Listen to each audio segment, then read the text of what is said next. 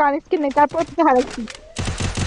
ও ও guys ভরে দিয়েছে সাকিব ভাই।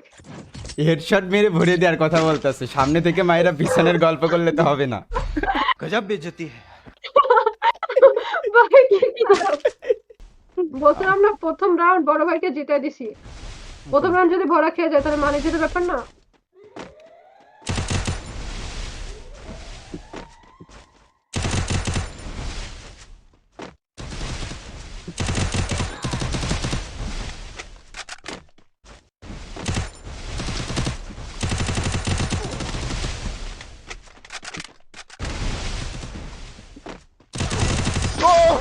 ভাই বডি বডি বডি টিপো পুরোপুরি গাইস, মানে হেডশট দিছি, হেডশট লেখা ছিল হয় না, এখানে। আমার